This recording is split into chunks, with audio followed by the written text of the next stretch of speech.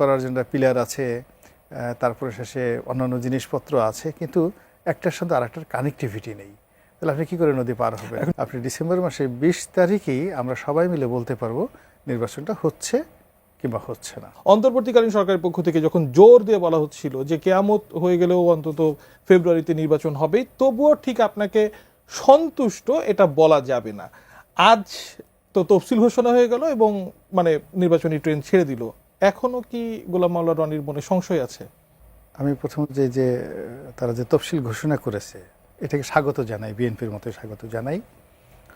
এবং আমি যে আশঙ্কা প্রকাশ করেছি বিভিন্ন সময়টিতে, সে আশঙ্কা প্রকাশগুলো মিথ্যা প্রমাণিত হোক।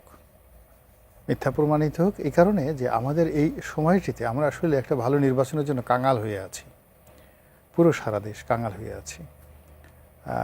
নির্বাচনটা উৎসবমুখর পরিবেশে হোক এই আশা করছি, আর গণতন্ত্র প্রতিষ্ঠিত হোক। এর কারণ হলো আমরা কাঙাল হওয়ার সাথে সাথে আমরা ফকির এবং মিসকিন হয়ে গেছি অর্থনৈতিকভাবে গত 14 মাসে। আমাদের ফরেন ইনভেস্টমেন্ট, আমাদের স্থানীয় ইনভেস্টমেন্ট বলতে গেলে শূন্যের কোঠায়।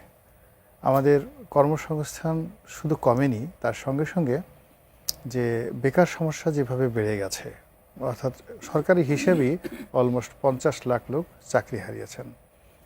এর মধ্যে আওয়ামী লীগের যে লোকজন আছেন তারা বাস্তুচ্যুত হয়েছেন, এটা বিরাট সংখ্যক। ধরুন অ্যাটলিস্ট 50 লাখ থেকে 1 কোটি মানুষ বাস্তুচ্যুত হয়েছেন, অর্থাৎ গ্রামের মানুষ পালিয়ে শহরে আছেন, শহরের মানুষ এক শহর থেকে অন্য শহরে চলে গেছেন, বাংলাদেশ থেকে অনেক মানুষ বিদেশে চলে গেছে। এটার একটা ইফেক্ট, আফটার ইফেক্ট ইকোনমির উপর পড়েছে, মারাত্মকভাবে পড়েছে। আর যেহেতু একটা দল কর্তৃত্ববাদী শাসন চালিয়েছে 15 বছর, সেই 15 বছরের কর্তৃত্ববাদী শাসনের ফলে পুরো অর্থনীতিটা 80% তাদের নিয়ন্ত্রণে ছিল। সেটা ব্যাংক, বিমা, লুট থেকে শুরু করে আন্ডারওয়ার্ল্ড থেকে শুরু করে চাঁদাবাজি থেকে শুরু করে যা কিছু, তারা যে জিনিসটি গড়ে তুলেছিল 15 বছর ধরে, অর্থনৈতিক সাম্রাজ্য, নেতিবাচক ইতিবাচক সব মিলিয়ে, সেই সাম্রাজ্যটা আসলে পরবর্তীতে ধসে পড়ে, 5ই আগস্টের পরে ধসে পড়ে। কিছু কিছু প্রতিষ্ঠান চালিয়ে রাখা হয়েছে, হয়তো কারো জামাতের সাহায্য লাগছে, কারো হয়তো বিএনপির সহযোগিতা লাগছে, কেউ হয়তো অতটা করাপ্টেড না, কিন্তু আগের মতো সেভাবে বুক উঁচিয়ে চলতে পারছে না। ফলে 80% ইকোনমিটা, আওয়ামী লীগের যে 80% ইকোনমিটা, সেটা অর্ধেক জাস্ট 40%-এ চলে আসছে। আর অন্যদিকে বিএনপি তো দীর্ঘদিন যেহেতু ক্ষমতার বাড়ি, তাদের আসলে এরকম ব্যবসা বাণিজ্য কিন্তু আওয়ামী লীগ শেষ করে দিয়েছিল। আপনি একটা সময় প্যাসিফিক মোটরস বাংলাদেশের খুব বড় কোম্পানি ছিল, মোর্শেদ খান সাহেবের, শেষ, ব্যবসা বাণিজ্য শেষ। এইভাবে বিএনপির যত বড় বড় লোক, মির্জা ফখরুল সাহেব, না আমির খসরু মাহমুদ চৌধুরী, ইকবাল মাহমুদ টুকু, এদের সবারই কিন্তু বড় বড় ব্যবসা বাণিজ্য ছিল। তো যার জন্য এই যে অর্থনীতির যে একটা টার্মাইল অবস্থা, সেই টার্মাইল অবস্থা থেকে যদি আমাদেরকে রক্ষা পেতে হয়, তাহলে অবশ্যই আমাদেরকে একটা গণতন্ত্র লাগবে, একটা নির্বাচন লাগবে, আদারওয়াইজ সেটা ট্রাস্ট অর্ডিন্যান্স আসছে না। This is one. তো এতক্ষণ আমি যেটা বললাম সেটা হলো যে আমার অভিমত নয়, আমার যেটাকে বলা হয় এক্সপেকটেশন, আমার আশাবাদ।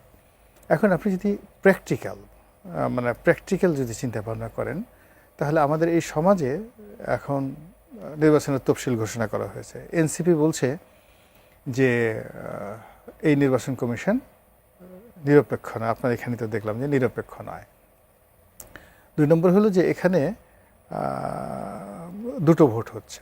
একটা ভোট হলো সেই হলো জুলাই সনদের স্বাক্ষর, তাই না, হানা ভোট যেটা।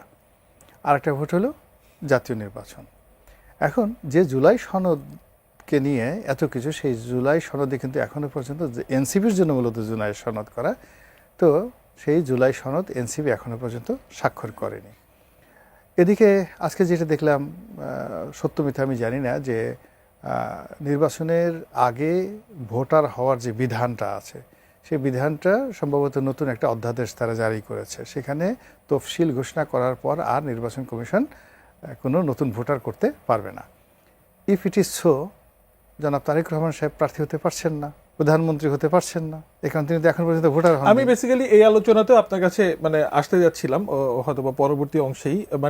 তাহলে কি আপনি এখন তো কনফিডেন্স যেমনই হোক ভোট অন্তত 12 তারিখে হচ্ছে?